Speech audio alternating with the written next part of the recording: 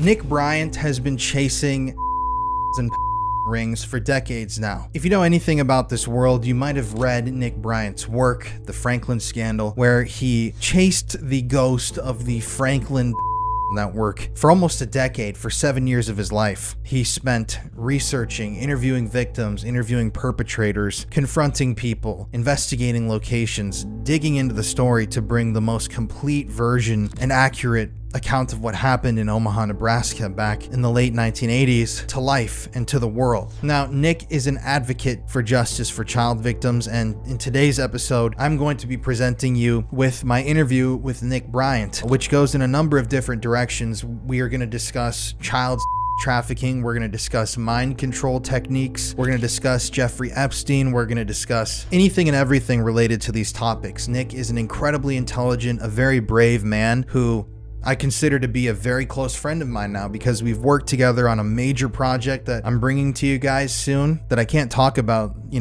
too much, but it's been almost getting close to a year in production, and we're like almost there. So it's really incredibly exciting. But this is a mind-blowing interview, and it's going to be a very disturbing interview. So in this interview, you're going to hear us talk about the Presidio. I would highly encourage you to go watch my video on this channel about the Presidio daycare cover-up before you watch this interview. If you don't know what that was, essentially in the 1980s at the Presidio Army military base in San Francisco, a group of 30 to 60, I can't remember the exact number, children came forward saying they were by somebody at their daycare center. There were children saying that they were taken off the military base campus to private residences in San Francisco where they were photographed. It ended up tying in this guy, Michael Aquino. One of the child victims was walking down the street and started screaming and pointed out and said, "That's the bad man." And they were pointing at Michael Aquino, who was a high-ranking member of the United States military at the time. Also a psychological warfare officer, which is a whole different, a PSYOP officer, which is a whole different tangent. But Michael Aquino was the head of a satanic, I don't want to call it a cult, but an offshoot of the Church of Satan called the Temple of Set, who were, if you imagine like the Church of Satan were the fun, friendly demon worshippers who didn't actually believe in the devil, the Temple of Set were the believers who believed that Satan was real. And Michael Aquino, this military guy who was allegedly, abducting these children off campus, bringing them to his private residence, he was like the hardcore version. He even claimed at one point that Satan got into his body and wrote out a whole book while he was possessed. So that case never went anywhere. There were never any convictions. There was a massive cover-up. All the perpetrators got released, even though a number of the children had chlamydia. The daycare center in the middle of the entire affair ended up burning to the ground right when all these allegations were being made. It was an arson attack. It wasn't just an accident. They determined that it was an arson attack. There were actually 3 different arson attacks. One of them was at a building that housed a bunch of files related to the daycare center. Another was at the daycare center itself. And then there was another building close by that was targeted. But that's a story that has received like no publication, and nobody talks about it, and nobody seems to know that it's actually real and that these kids were legitimately abused there. And I feel like I'm going crazy because I'm telling people all this stuff, but it doesn't seem to matter, but it's like nuts. And yeah, that's what, if you hear Michael Aquino or you hear the Presidio, that's the story that we're talking about. So if you want a way more in-depth version of that with, discussions of the cult that was involved, all of the corroborating evidence, there's so much evidence in that case that's mind-blowing. I would highly recommend watching that video before you watch this one. But anyways, let's get to Nick. Nick is a great friend, and you guys are going to really enjoy this interview. Thank you for tuning in today. My name's Colin, and you're listening to The Conspiracy Files.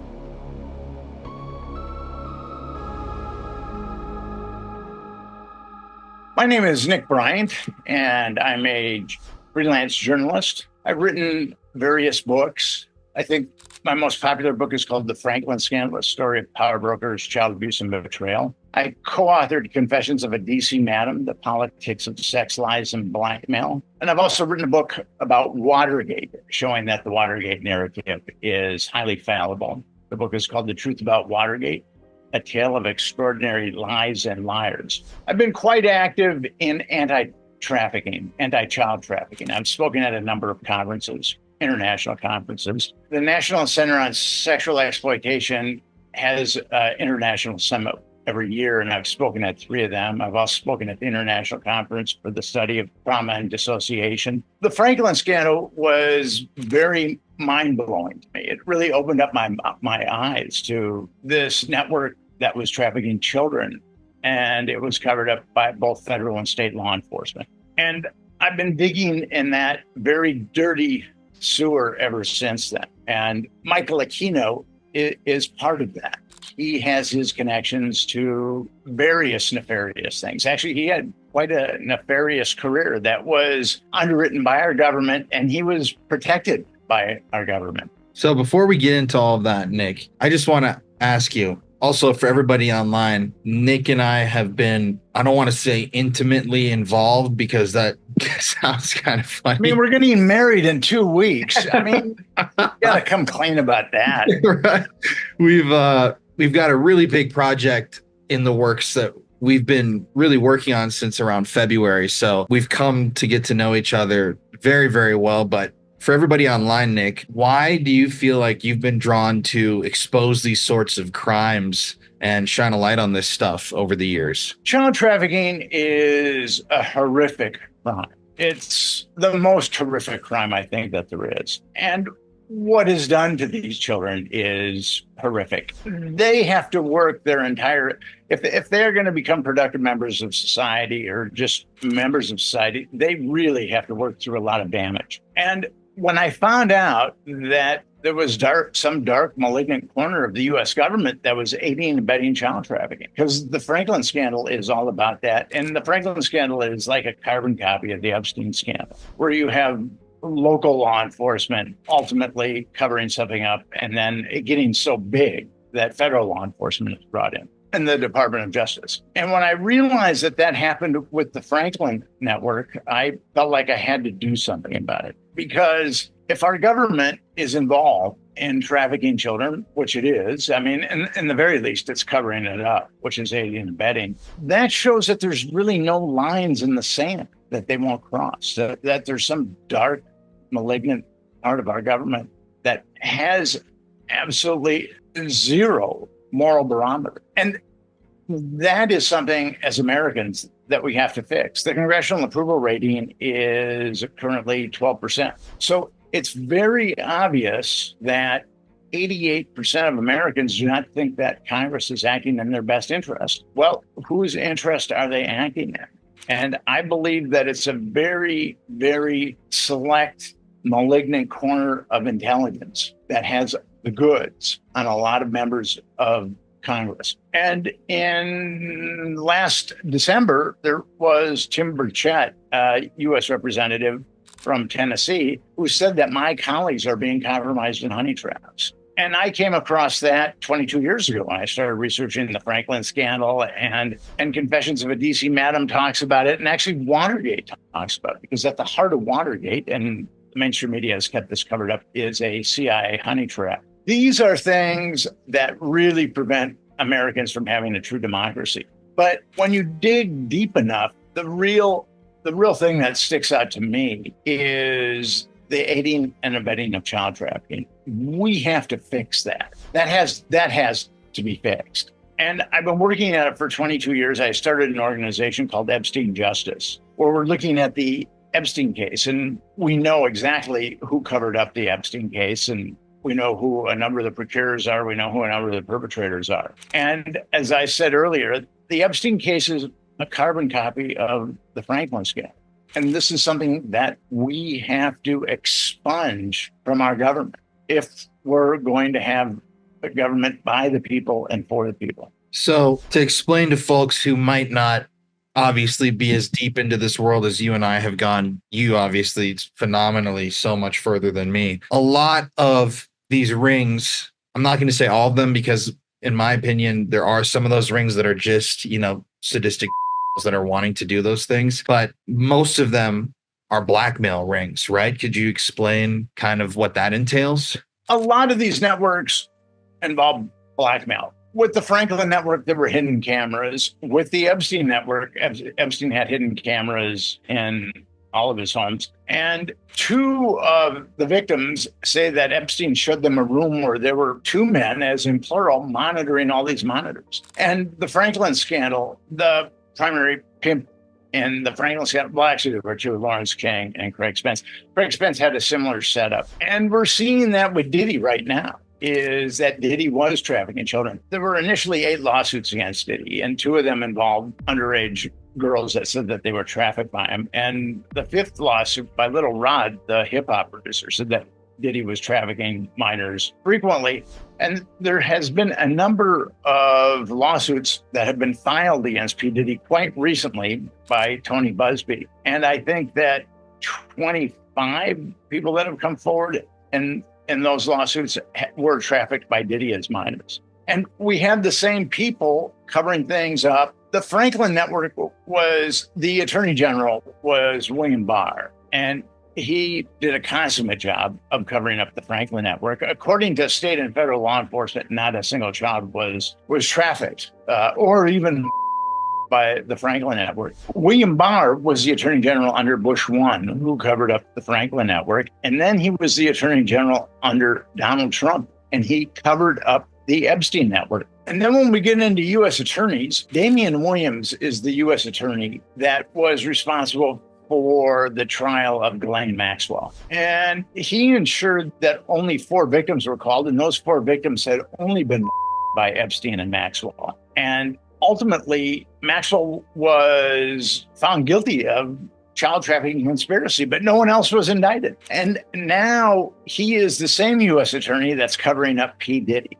One of the indictments against P. Diddy is conspiracy, but no one else has been indicted. And that's how endemic this is. And I haven't even heard Damian Williams' name mentioned in the media. I was on a large podcast that came out, and I discussed Damian Williams' role in covering up Epstein and Damian's role in covering up Diddy, that network. And the trolls came out of the woodwork to attack me, and they attacked me on Twitter, and then they even attacked me on my podcast.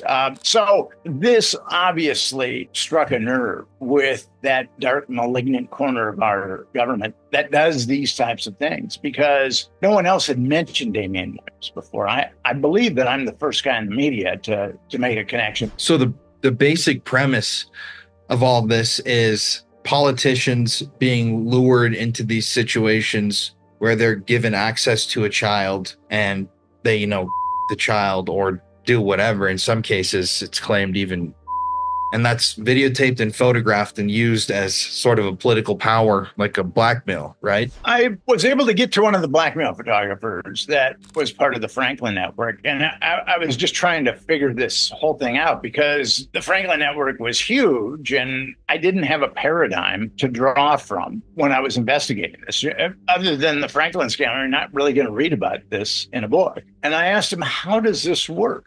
And he had a very cogent response. He said it, once you're compromised, it's like you're on a yacht, and it's a beautiful yacht, and it's a beautiful day, and you can have anything you want on the yacht. But if you decide to get off the yacht, the people on the yacht are going to make sure that you drown. So once someone is compromised, they have zero incentive of coming forward, because that would be the end of their career, the end of their families. They would be destroyed. I mean, even if they didn't get murdered, their lives would be reduced to just cinders. And I guess it should be 2 things before we get into the Presidio. You, in researching all this stuff, have received threats, correct, from individuals? I've only had one overt death threat, but I've had a lot of strange phone calls over the years.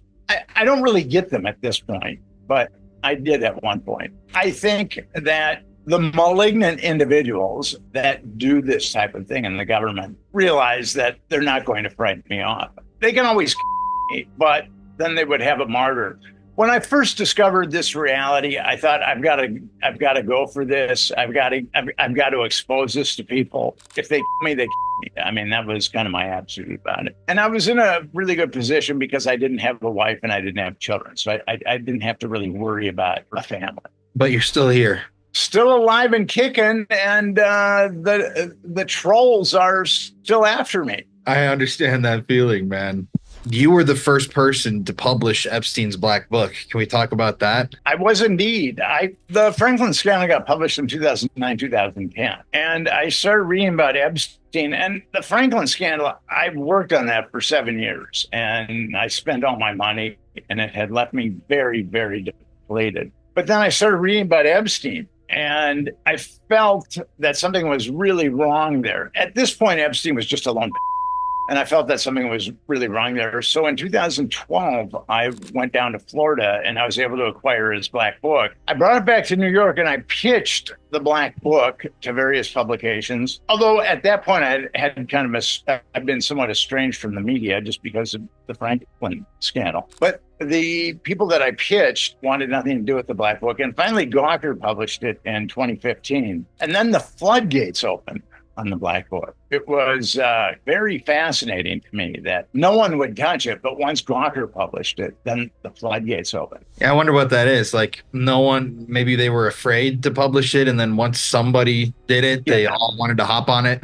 It's kind of like game theory. If only one person sticks their neck out, then they're going to get their head chopped off. But if everybody sticks their neck out, then they've got nothing to worry about. Right. So the media is very, very corrupt. And to tell you the truth, they don't really care about the welfare of children. They might say that they do, but no one in the media has called for justice for all of Epstein victims. The media is very good at digging up salacious dirt on Epstein, and some of it's erroneous, but that doesn't really matter. But no one in the media, from the New York Times to Vanity Fair to the Atlantic Monthly, no one has said, whoa, with Epstein, look at all these girls that were trafficked and destroyed. We need justice. Why is our government not doing something about this? And that's what we have with our media is being run by ethical eunuchs. I don't know if they've made Faustian pacts or not, but they're definitely ethical eunuchs. Yeah, we could talk about this for hours, but right now I would like to start getting into the Presidio. So if you could just kind of, as much information as you know, walk people through like the events of what exactly transpired there, that would be great before we get into, who Aquino was? Aquino. In, I believe it was 1986, there was a young girl who was with her father, and they were at a shopping center in San Francisco. And the girl saw Michael Aquino, who was a colonel in the military, but also a self-confessed Satanist. And she saw Aquino, and she just hugged her father and said that Michael Aquino had done bad things to her. Michael Aquino, his wife, and also a guy named Gary Hambrick, who worked at the Presidio daycare, had done bad things to her. And the San Francisco Police Department got a search warrant on the strength of her statements. And I've given Cullen the search warrant, but 5 of those kids had chlamydia. So they had obviously been molested. And when the San Francisco Police Department served the search warrant on Michael Aquino's house, they found what the kid had described. The kid had described a cross in the living room. The kid described what the house looked like. And actually, the kid described the bathtub. With the bathtub had lion's feet. And despite 5 of those kids having chlamydia, and despite the San Francisco Police Department executing this warrant, nothing happened to Aquino. And we've seen this in the past. We saw it with Franklin, and we also saw it with Epstein. The case was taken over by the U.S. attorney. His name was Joseph Rusinello. Joseph Rusinello was the U.S. attorney for San Francisco when the San Francisco Police Department served that search warrant on Aquino. And he took it away from the San Francisco Police, that case from the San Francisco Police, because the kids were ostensibly in the Presidio, which is a U.S. military base. Although the child that came forward, described Aquino's home, described the cross in his living room, described what his house looked like. And she even described what his bathtub looked like, that it had lion claws. But nothing happened to Aquino. Rusinello took that case away, and it was essentially quashed. Rusinello had an interesting case around this time. The United States was involved with the Contras, who were trying to fight the Sandinistas in Nicaragua. The Sandinistas were communists, and the Contras were ostensibly wanting to form a democracy. And the Contras were selling coke here in the United States. And there was a Contra frogman, his name was Zavala, who got busted in San Francisco Bay with, I believe, $36,000. And Joseph Rusinello gave the money back to the Contras, the $36,000. And this guy was also a drug dealer. So that shows you how dirty the federal mechanisms were at this point, and why Aquino was able to skate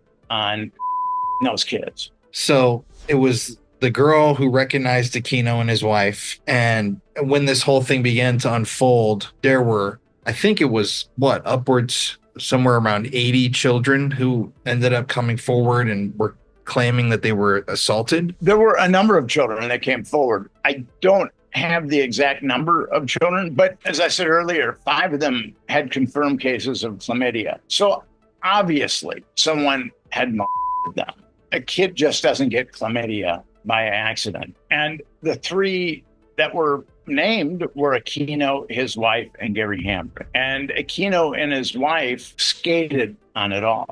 Nothing happened to them because of Joseph Rusinello taking over the investigation and essentially dropping the charges against Michael Aquino. But Gary was eventually arrested, right? He was arrested and he was found guilty, Gary Hambrick. But then his case kind of disintegrated too.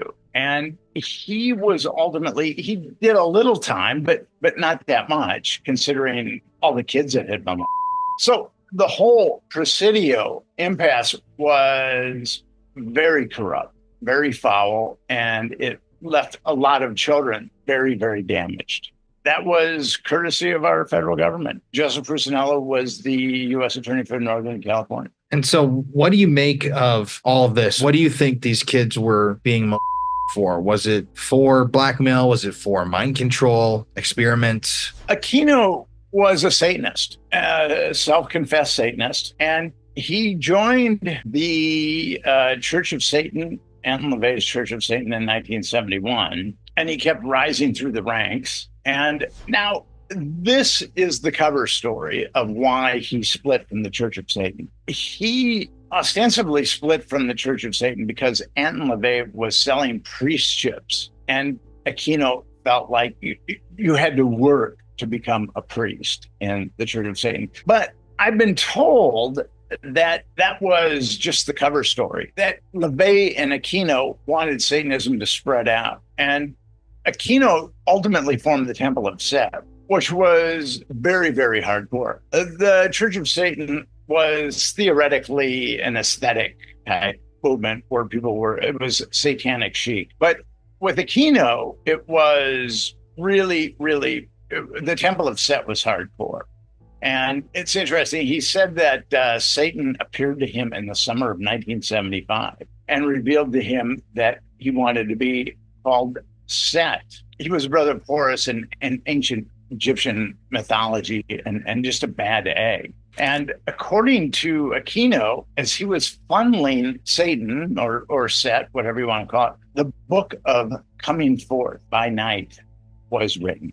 He was channeling Satan or Set or whoever, and then he wrote this book. And then he launched the Temple of Set. And that was very hardcore. Eventually, people started to leave the Temple of Set because he got so fixated by Nazis. And there were a number of people that left the Temple of Set because they felt Aquino was taking them down a road that was much more Third Reich than purely Satan. And that bothered them. When we get into these type of occultists and their abuse of children, there was the satanic panic and the pendulum swung very far to one side. And now it's slowly coming back. But when you get into these type of occultists, I mean, these hardcore occultists, their highest sacrament is the defilement of innocence. The highest sacrament or one of the highest sacraments of Christianity is the protection of innocence, the perpetuation of innocence. And they're coming at it antithetically, that their thing is the destruction of innocence and the defilement of innocence. That's why we have ritual abuse, or that's one of the reasons why we have ritual abuse. It's always crazy to me that there are people that would make that argument and articles that would state that when there's thousands, tens of thousands of victims that have come forward over the years from all over the world saying that they were, as a part of a ritual, or their assaults were carried out in this ritualistic fashion, even children saying, masks and sabers and all these weird motifs that existed in these spaces. And it's a narrative that they want to go with, that it just never happened. And it doesn't happen. I mean, it's continuing to happen now, but it's really bizarre to me. It's starting to be more embraced. Actually, Psychology Today last year had a psychologist write an article about her ritual abuse. So it's starting to be accepted more and more, but we're still a long way from society accepting it. And the FBI has been an impediment to that. The Lanning report was written by Ken Lanning, FBI agent, and he said really that there's no such thing as ritual abuse. He had never been in the field. I mean, a bunch of people told him what to write, and he wrote it. So you've got the FBI, and then you've got Wikipedia basically saying ritual abuse doesn't happen. And you've got people on the left agreeing with that. And then you've got people on the right going too far one way too. But we have to come to a point where we accept that ritual abuse does occur. And I'm glad that that article in USA Today came out, because USA is today, or Psychology Today is pretty middle of the road. So for them to publish an article about ritual abuse shows that it's starting to become more accepted among psychologists. And so with Aquino and the Temple of Set, is that a theory amongst people who've looked into all this, that these children were being taken off the Presidio campus in order to be abused as a part of some sort of ritualistic something or other? We know that the kids were being taken off campus to Aquino's home, but it could have been ritualistic. It could have been child. That we don't know, and we don't know that because the government didn't investigate it. If the government had investigated it, then we'd know exactly what went on there. If the government investigated Epstein, we would know exactly what went on there. And the government is committed to covering up P. Diddy. His 3 indictments have nothing to do with his trafficking of children. So essentially, we have the government to blame for us not knowing exactly what went on at Aquino's home and the Presidio. We do know that the kids had chlamydia. We do know that they were taken off the campus and delivered to Aquino's home, and they must have been, but we don't, because the government, Joseph Rusinello, quashed this case like he did the Contra Frogman case. We just don't know the particulars of it. Correct me if I'm wrong, but on the search warrant, they were discussing was it rolls of film or photographs, something that was inside of Aquino's home? They were looking for photographs. I don't know if they found them. Have you looked at the search warrant recently? It would have been like a month and a half ago. Because, yeah, I haven't looked at the search warrant recently. I don't think they found film, though. Aquino has a long history of malevolence. He was in Vietnam. He became a colonel, and he graduated with a political science degree in 1968. And he went to Vietnam. And at that point in Vietnam, we had the Phoenix program. And what we were worried about is North Vietnamese infiltrating villages of South Vietnamese and turning them on to communism. And what the Phoenix program did was we just started laying waste to these villages in Vietnam. And like there was a case of Lieutenant Calley. I mean, everybody got killed. It's called the My Lai Massacre. Aquino was part of that. He was part of Operation Phoenix. And I can give you an anecdote from my life that our government has estimated that 20,000 innocent people got killed, and the South Vietnamese estimate that, or the Vietnamese estimate that up to 40,000 innocent people got killed with Operation Phoenix. But it was truly evil. I had an uncle who was in Vietnam, and he had told me that he felt tremendous guilt over starting to enjoy killing North Vietnamese. And I said to him, Al, they're killing your friends. They're trying to kill you. I don't think that that's an abnormal reaction. I think it's a normal reaction to a highly abnormal situation where you're going to enjoy killing people if they're trying to kill you and they're killing your friends. But he could never shake that. And I went to bury him last year in Los Angeles, and I came across some pictures or paintings that he had painted, and it was a GI standing over dead babies. And then I realized he had been part of that. He'd been part of Phoenix. And that's what he couldn't shake. That's what haunted him all these years, is that he had taken part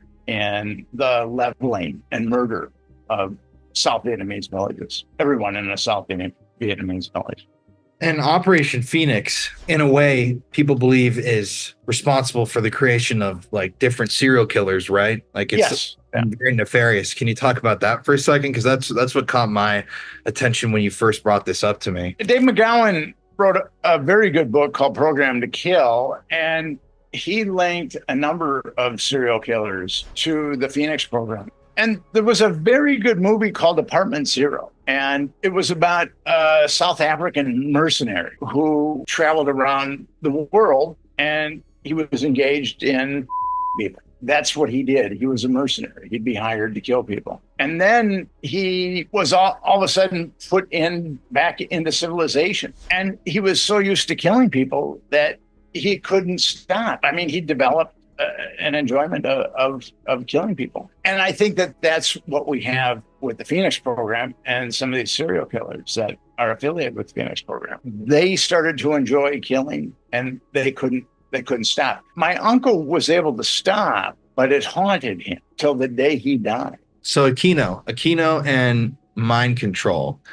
And I know we've kind of briefly discussed him being really embedded in that realm, but can we talk more about that? Because what was his official title again? It was like he was in the something like psychological unit, or Aquino was a colonel, and he was part of psychological operations, PSYOP. And he must have had a lot of juice in the military, because on NATO's dime, he conducted a black mass ritual in Valesburg Castle, which was where Himmler and the upper echelon of the SS would stay. And that really does show. He did it on NATO's dime. I mean, NATO is letting this Satanist conduct a satanic ceremony in Heinrich Himmler's castle, or that castle that Heinrich Himmler used and also was used by the upper echelon of the SS. So Aquino had a tremendous amount of juice. The Department of Justice covers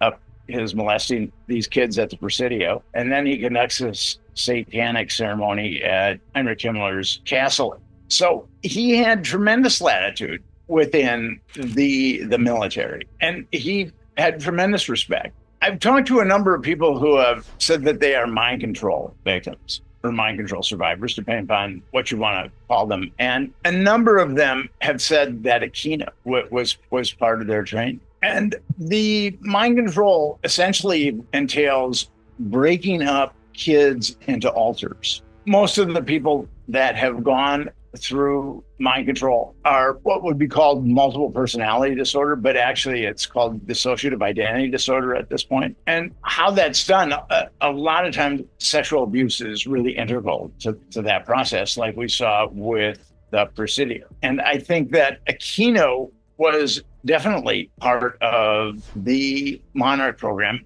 The Monarch program, there hasn't been a single document with Monarch on it. But according to many, many sources, there was MK Ultra, and then Nixon outlawed that, but the CIA kept going with the Monarch program. And the mind control that was talked about with MK Ultra, there were tremendous strides made there. The CIA said, well, we tried it, and we couldn't implant any memories. It was all a waste of time and money, even though they did it for many, many years.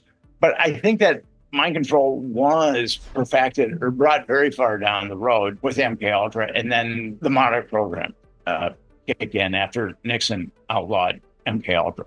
And for people online, what's the distinction between Monarch and MK Ultra? Because MK Ultra, I feel like, is a very well-known term. Just, it's the CIA's mind control experimentation program that's documented, essentially through all these people to exist. But what's the differentiation between that and Monarch? I think with MK Ultra, we were still learning. how to break up a mind and program it. And by the time Monarch kicked in, I think that those techniques had been highly advanced. And there was a template for that at this point. I just did a podcast with Dr. Juliet Engel. She's a medical doctor, and she had gone through Monarch training and discusses how her mind was broken up into probably 100 different altars, and how some of these altars were used for various things. She had altars that were used to compromise people, to compromise men when she was underage. And she was also used, according to her, to compromise. She was in LA. She was used to compromise record executives and also politicians too. Like what we see with P. Diddy. What's going on with him is politicians attended his parties, the upper echelon of celebrities attended his parties, sports superstars attended his parties. So he was a perfect vehicle to compromise people. And for people who don't know what an alter is, it's essentially like a split personality, because it's dissociative identity disorder, right? You can snap your fingers almost, or whatever the command is, and bring out a completely different personality. Yes. And how that is done is through childhood trauma and creating alters, because when a child is traumatized, they leave their body and they ultimately form an alter. And with drugs and hypnosis, you can call those alters forward and program those alters with hypnosis. And a number of people believe that Sirhan Sirhan was part of mind control, and John Lennon's killer was part of mind control, and John Hinckley had been mind controlled. What's interesting about Mark David Chapman, who shot Lennon, and John Hinckley, who shot Reagan, both were reading Catcher in the Rye at that time. And actually, Chapman, after he shot Lennon, sat down on the curb and started reading Catcher in the Rye, whereas Hinckley had Catcher in the Rye in his hotel room. Another thing that's kind of telling about both these guys is they were flying all around the country and staying at very nice hotels, and they didn't really seem to have a source of income. Hinckley's parents were somewhat affluent, but I don't think that they gave Hinckley the money to burn the way that he burned through the money flying around the country and staying at very nice hotels, and certainly Mark Chapman did. Oh, that's so crazy. But what's interesting about with Aquino, we had a very ominous program called Operation Gladio. And Operation Gladio, we were afraid that the Soviets were going to invade Western Europe. So we created a number of stay-behind armies, and they were equipped and with armaments, whatever they needed, whatever we felt that they needed to fight the Russians. And a number of those cells started killing citizens. And one of them blew up a bank in Italy. And Kino has been a link to Operation Gladio, too. I think with Aquino, he's kind of like the Forrest Gump of evil. If something needs to be done by someone that's evil, an ethical eunuch, there we go. Michael Aquino, he is the guy. Whether it's the Phoenix program, whether it's Operation Gladio, whether it's mind control, we can count on Michael Aquino to make sure that evil is meted out the way that we want evil to be meted out. Yeah, you have to bring it up and mention it. Aquino and his wife were cleared from, I don't know if it was a defamation suit or what, but they wrote that whole book about how they're innocent. What do you make of that? You can get that book online and you can read it. The thing about Satanists, and I found this out because I've interacted with Satanists, they're not real big on ethics and telling the truth. Evil protects itself through two ways: lies and viciousness. What we see with Franklin, what we see with Epstein, what we see with Diddy, what we see with Gladio, what we see with these other cases is that there's such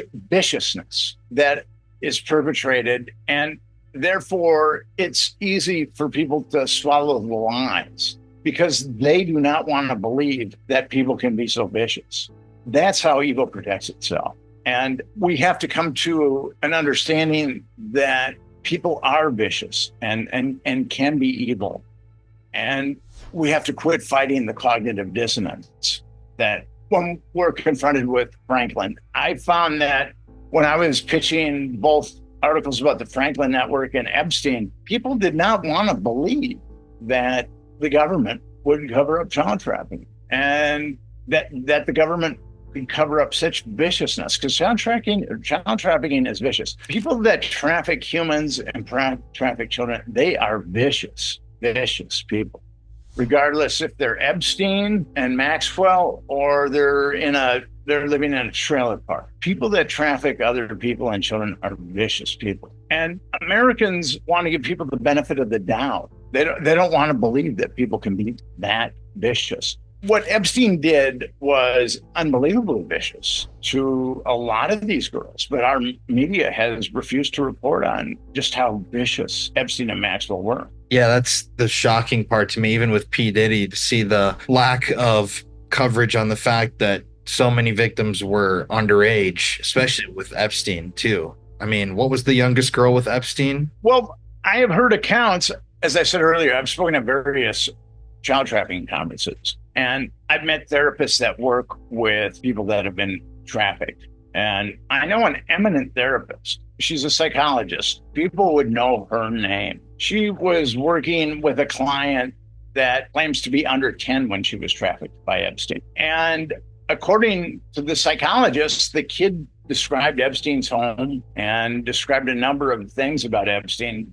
But when she went to the Epstein Victims Compensation Fund, she wasn't awarded a penny. And I know another therapist who believes that one of her clients was trafficked by Epstein when she was under 10. And they went to the Epstein Victims Compensation Fund and they weren't awarded a penny. And the Epstein Victims Compensation Fund is overseen by Jordana Feldman, who was part of the 9/11 Victims Compensation Fund, and David Boies, who's a nasty piece of work. You can check him out on my website. I get into various machinations about David Boies, but we don't even know the criteria that they use to compensate these victims. And some of the victims are given 5-figure settlements. Some of them are given 6-figure settlements. We just don't know. But these two therapists believe that the reason why their clients weren't compensated is because the cover story on Epstein is that they weren't younger than 14. And these girls were younger than 10 when they were trafficked by Epstein. And I saw the same thing with the Franklin scandal. Lawrence King,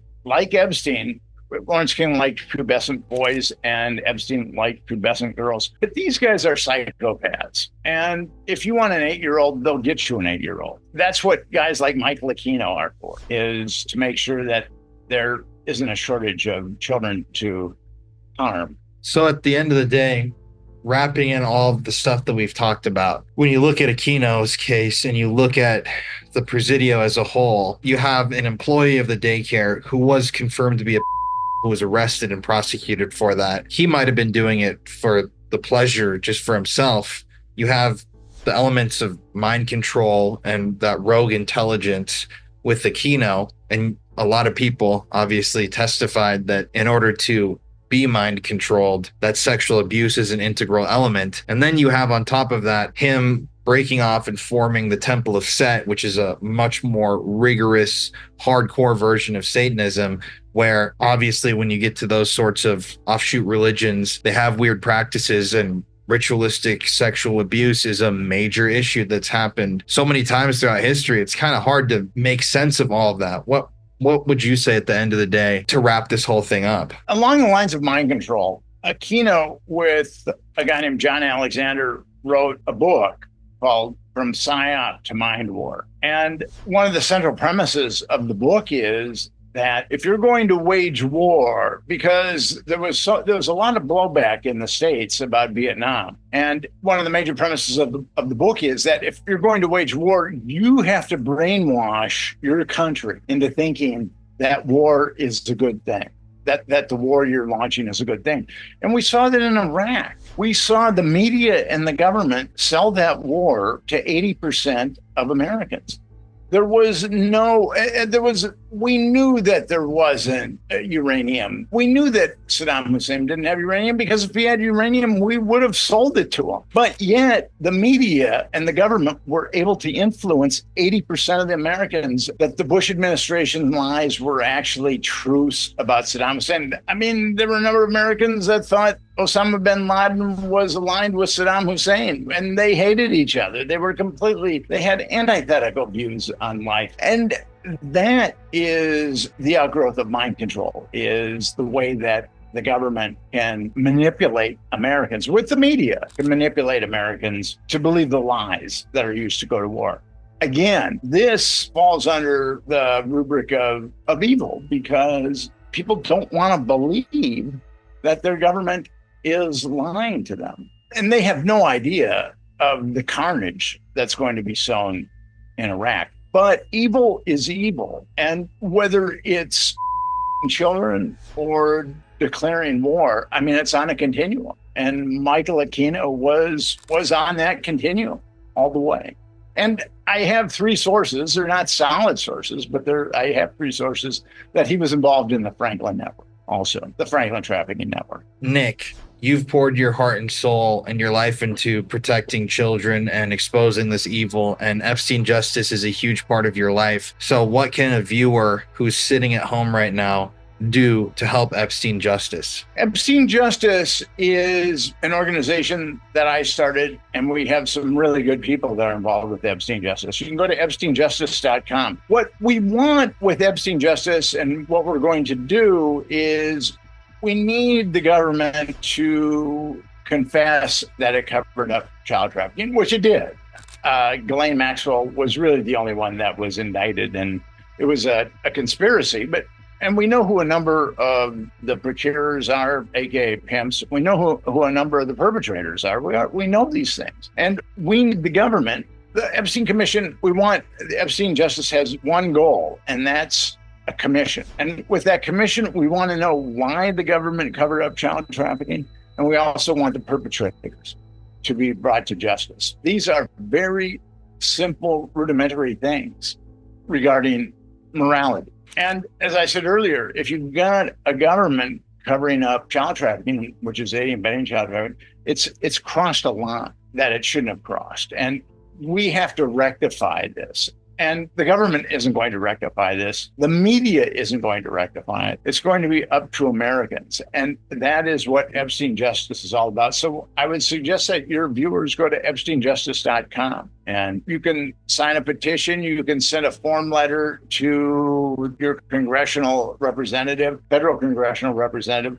And you can also contact us if you would like to help us out in our battle. Yeah, to everybody who's watching, I'm going to put a link to Epstein Justice in the description of the video and a pinned comment. So you should definitely pause this video, head to the website, go sign the petition at minimum, consider sending a letter to your representative, and interact and engage with this so that we can start actually using these videos and everything that we're talking about to raise some noise about what's going on. And Nick, thank you for hopping on here today, man. It's always, I'm not going to say it's a pleasure talking to you, but it's always interesting. It's always good to see you, Colin. So at the end of the day, I mean, that is insane stuff. It really makes sense to me with the Presidio affair that there was some sort of mind control on all these military bases at that same time, whether it was West Point or, in Philadelphia where this stuff was happening, mainly at the Presidio. But you got Michael Aquino, the guy who's allegedly involved in this stuff, and he's a PSYOP officer, a psychological warfare guy his name comes up in all these different stories, whether it's the Franklin cover-up story, the Presidio, this, that, the other thing. Aquino is always somehow involving himself in these tales. And it makes sense. He's a satanic mind control officer. And I've heard some people say, oh, like that was just, programmed dissonance, or, you're supposed to be looking at him instead of the real people. But I'm like, I get that in most of these cases, but also in this case, I really think that he was involved in something, whatever it was. I don't want to make any real allegations because I know that their family still is happy to pursue legal action. But you don't have children that are victims identifying people. You don't have children who are victims pointing out down his house on the side of the street. You don't have children victims identifying the furniture and things that were inside of his home unless there really is something there. And if it's not him that's involved, I mean, I know that there's more than him, but like, if that's true that people are saying that he's like a distraction, I don't even, whatever's after that is like so fundamentally disturbing that, yeah, I don't even know if my brain can process it. But thank you guys for listening today. I really appreciate every single one of you. Please be sure to like this video, leave me a comment on the video, subscribe to the channel, share this stuff on your social media, whether it's on X, Facebook, YouTube, texting somebody, I don't really care. YouTube and these social media platforms don't like to push this show because of the controversial subject matter. So if you could please share the show and just engage with the video, it helps YouTube see that people actually do want to see this stuff, and we can keep spreading the word. I can't do it without you guys. And the show is for you guys. I'm just the one ranting and talking about all this stuff because I'm passionate about it. Once again, thank you guys. Stay suspicious as always. Keep those tinfoil hats on, and I'll catch y'all next week.